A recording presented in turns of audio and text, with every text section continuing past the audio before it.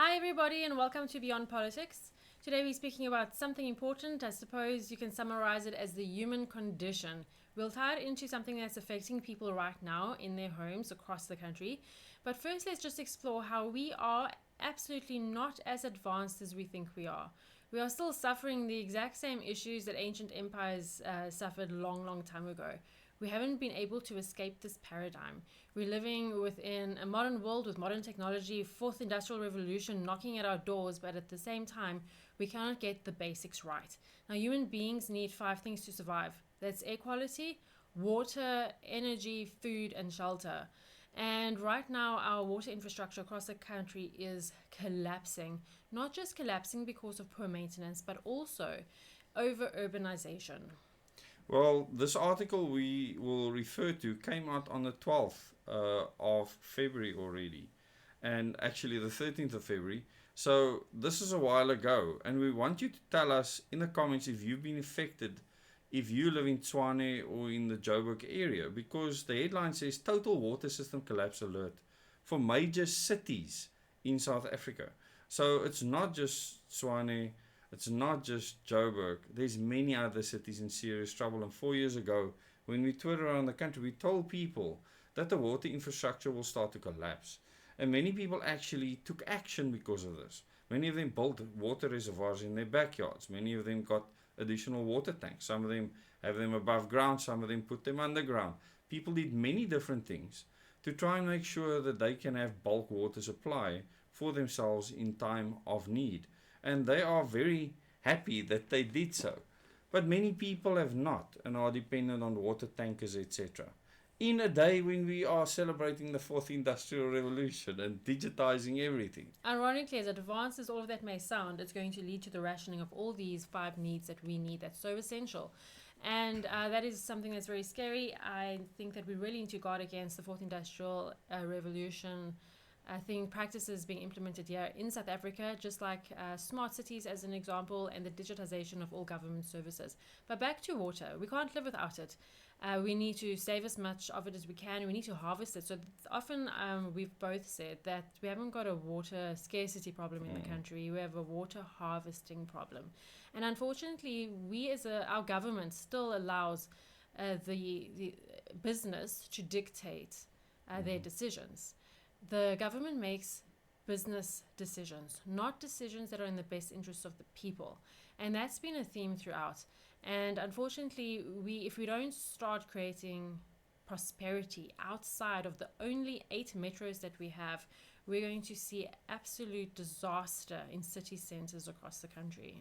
And what is happening at the moment in Tshwane and Joburg is the fact that the amount of water being produced, and Rand Water say when they're producing at 100% capacity, the people's demand is outstripping that supply. Now, that's a very different thing. This is not infrastructure collapsing completely or anything like that. This is also happening, yes.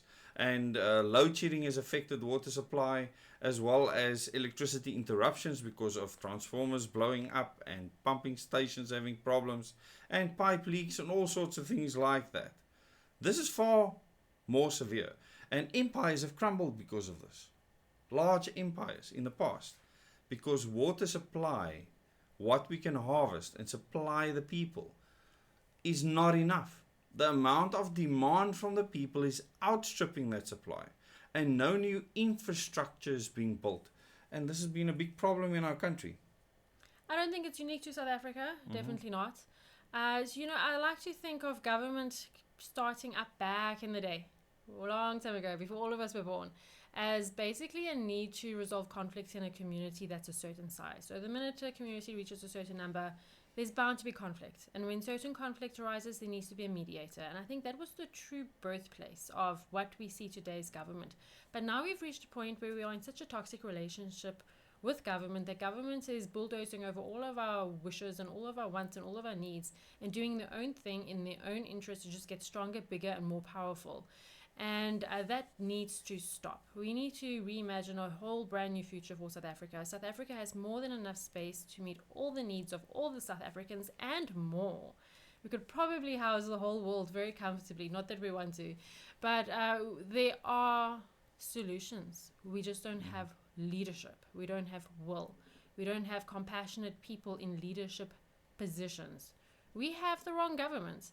And we have a toxic relationship with government. And I think voters and, should I say, citizens also give the government too much power so that they can circumnavigate their responsibility as citizens. So people will rather give up their freedom and become subjects if it means they don't have to worry about civic duties. And this is one of the reasons we have lost many of our freedoms, because we depend on our government for so many different things. And on this channel, we've told people, become independent of government. Stop needing them. Do what it takes to make sure you have the 5 things you need to survive: water, food, shelter, energy, something to keep you sane. Don't forget the air that we breathe, to make sure that you can survive. And do this. Start small and build on that. But what is very important here is that sewage and sewage disposal, how we treat our waste effluent, ties into water supply. Because the type of water supply that you have depends on the quality of that water, how much money you need to spend to treat it, and all the rest.